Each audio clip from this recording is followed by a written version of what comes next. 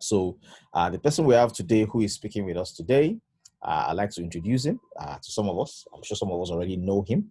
I'll do a quick introduction and then we'll take off this interview from that point. I'd like to welcome everybody who is here today. My name is Dubem Osakwe, and I'm privileged to be the one interviewing and showcasing the person we have before us today. The person that we're listening to today is none other than Dubem Osakwe. He's a founder and group managing director of Herbal Hub International Limited, a health and wellness company specializing in procurement and distribution of foreign organic products. He is the CEO of Dubem Nigeria Limited, a real estate, property investment and property development company that has become a household name in the whole of South and Southeast states of Nigeria. He is also well-known record breaker in the hospitality and telecommunications industries. He has had over 15 years active banking experience before his resignation as a branch manager from one of the top commercial banks in Nigeria.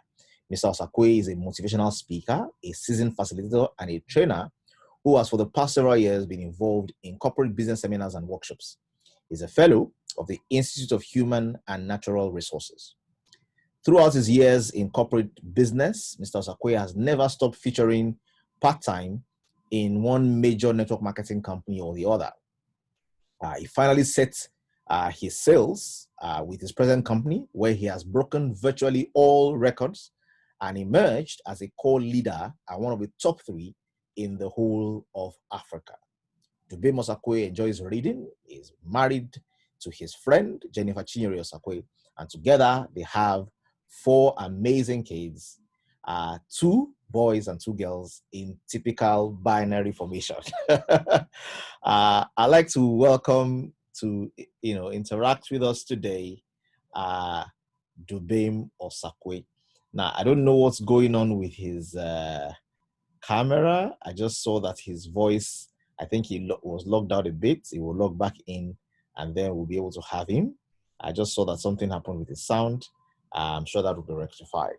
But that's who we're going to be listening to today. His name is Dubem Osakwe. Good. I think he's back. Excellent. So, Dubem Osakwe, I don't know if you heard your introduction, but you now have the floor. That was a very, inspiring and exciting profile. And I'm very excited every time I'm talking to record breakers and big movers and shakers.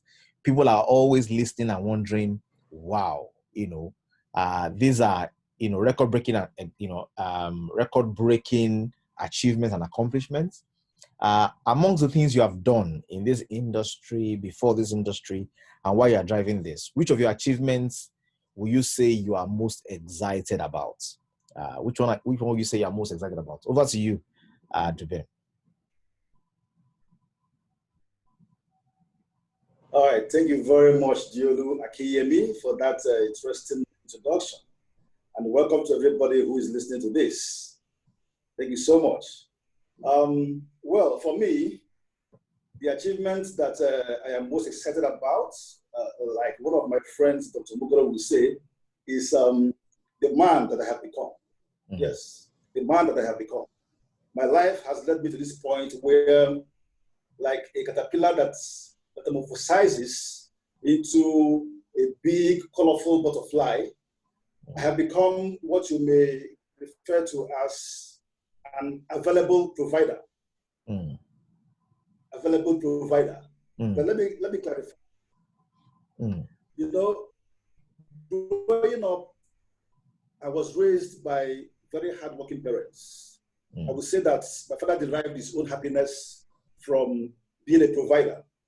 Mm. He would provide not just the needs of his children, but the needs of an entire village and the next village. That is the father I had. Mm. Such was my background. Yes. So I grew up aspiring to be like my father, to be a provider, But there was a gray area. Yes, there was a gray area. Because of how busy my father was, he hardly made that time for us, the children. Mm. He was a very, very busy man.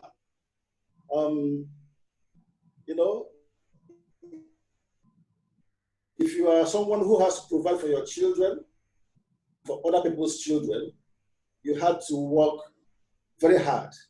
Yes, you had sir. to work overtime. True. So as a consequence of that, you did not have much time. Can you hear me? Loud and clear.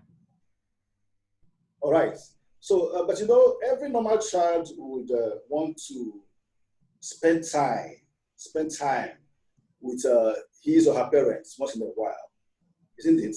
Yes, true. I recall wishing that I could play football with my father, you know, play around the house with my dad, you know, just sit down with my dad, have a talk, crack jokes, things like that. I needed that kind of attention very badly.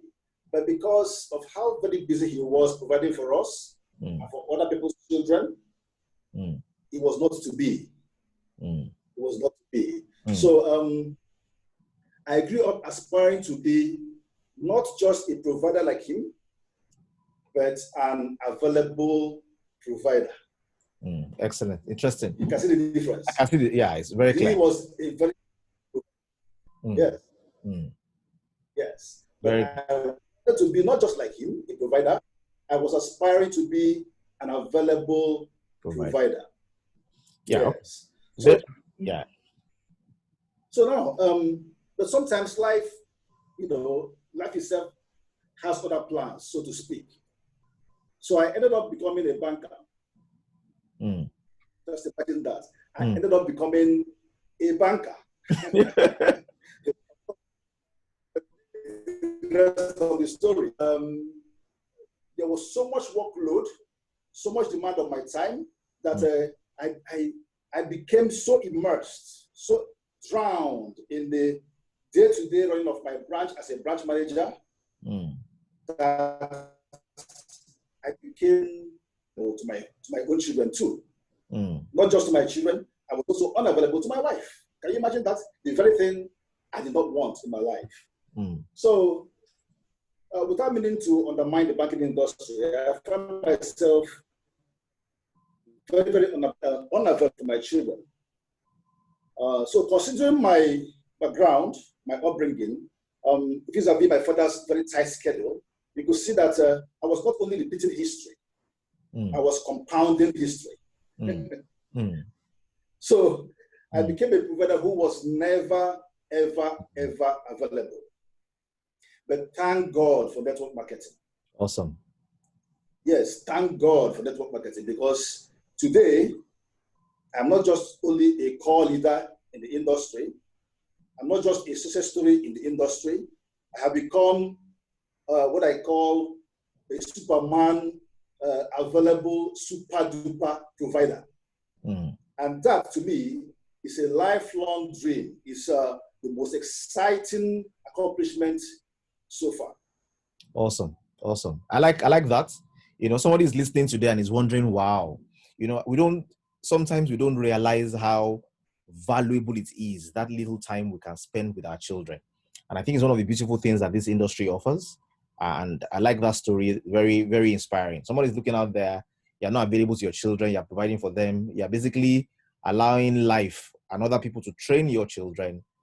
There's a better way. Now, you mentioned very briefly that you are a banker and you worked for 15 years in the bank. I'd like us to do without bashing banking, I'd like you to do a quick analysis. How do things compare? Banking versus network marketing. You know, how do they compare? What compare and contrast. Okay. Well, like I said, I'm a family-oriented male. I'm family-centric. That is not to say that all men are like that, and that is not to say that I'm recommending it to everybody. I mean, this is not a gathering for moral instructions. Okay, so everybody is free to choose what he wants. But as for me, I am a family-oriented person. Family is key. So a situation where I had to go to work as early as 7 o'clock in the morning, and work and work and work until 7:30 in the evening, sometimes 8 o'clock, every day, every week, every month, every year. You can understand that it starts to clash with my very nature. True. I remember sometimes that some days I came back home and I had to let because I'm specky. Because everybody is sleeping. I mean, the children have gone to bed, my wife is asleep. Such was life. Now, compare that to work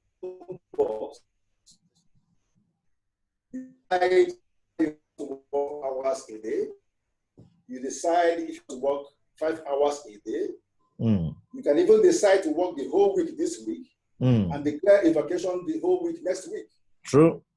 It's nobody's business. You're your own boss. True. You know, you compare the two. All right. So then apart from that, apart from that, one will wonder, does it affect the income? Yes, it does. It does. When you eventually swing over to network marketing, how? Does it reduce the income or increase the income? It increases the income, surprisingly. Wow. How? Because now your wife, your kids, your teenage kids are making inputs. They're giving you suggestions you will never have invoked in 1,000 years. So apart from having the time freedom, you are now close to your family. And surprisingly, the income is even bigger this time. So these are the major differences I see between the marketing industry and the network marketing industry. Interesting. I like that. So somebody will say I'm doing this is not because of the money, but we can see very clearly that even the money increases, and then you are able to participate. You're able to participate with your family and your children in building a business. I think that's beautiful. Now, so you're currently full-time business now, yes? Oh, sure. So I have two questions in one. I like to pull them together. One of them says, so why network marketing? Why network marketing? And the other one says, why do some people think that network marketing is not an option for them? Why do they think it's a scam? And what do you have to say to those kind of people? First of all, Diolo, I think that statement is wrong. People don't think that network marketing is a scam. Some people think that network marketing is a scam. But some must appear in that statement. It is the adjective that qualifies the noun. It is just some people. You see, tell me which human endeavor some people don't speak against. Just tell me one. None. So it's perfectly normal. It's perfectly normal. But to answer your question directly, I object strenuously. I object strenuously to the idea that network marketing is. I object strenuously. In fact, I'm beginning to believe that there is a gang up against that industry, and to me, that is completely despicable. I have taken time to study this situation. These people who say that network marketing is a scam. And I have come to the conclusion that there are 3 categories of people like that. Okay. The first category, I refer to them as the unnecessarily mischievous. And the second category, I refer to them as the genuinely concerned. While the third category, I call them plain ignorant. But let's go back to the first category, those who I refer to as unnecessarily mischievous. Unnecessarily mischievous. Let's talk about that. Diolo, these are the people who, by their own free will, have chosen or have decided to pretend that they do not know the difference between Ponzi scheme and network marketing. They have chosen by their own free will to pretend they don't know the difference between Ponzi scheme and network marketing. Diolo, if you, as an example, as experienced as you are, as educated as you are, as old as you are, if you wake up tomorrow morning and you decide that you do not know the difference between the Central Bank of Nigeria and the contribution Isusu in your village. Well, for me, I can interpret that event in two ways. It's either you are trying to pull my legs and crack a joke, to which I will laugh, I will heartily laugh at your joke, or I will conclude that there must be some psychosomatic, psychotic, psychomental issues. Yes, and with all due respect, with the highest regard to these people, I am not saying that they are under the influence. Not all psychomental issues are substance induced. It could be as a result of some, unresolved internal conflict. And I think that is what is playing out here. An able-bodied man, an adult, somebody's father, decides to invest his money in Ponzi scheme. And predictably, the money goes, he gets duped. Now, instead of him going home calmly, quietly, to do some meditation, calm his nerves, initiate some healing process for himself, and change his ways. He decides to transfer aggression to a legitimate, government-recognized, CAC-endorsed, NAFDAC-approved industry, such as the network marketing industry. If that is not a psychomental issue, what is that? So I believe that these ones need help. That's what they need. They need help. Okay? And we in the network marketing industry, we are very compassionate. We are very, we have fellow feeling. What they need is a hug, and we are willing to hug them, calm their nerves. We can help them out. Okay? But they need to understand that they are responsible for what befell them. We cannot take responsibility for their fallibility, gullibility, and insatiable greed. What they are experiencing is what happens to people who want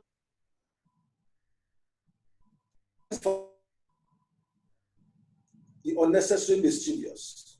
You can still hear me? Loud and clear. You can still hear me? Loud and clear. All right. One group. For the second group, who I say are genuinely ones are those who got in touch with the network marketing industry at the start or the beginning of the industry. They had dealings with the first companies. Now, these companies are very legitimate, very genuine.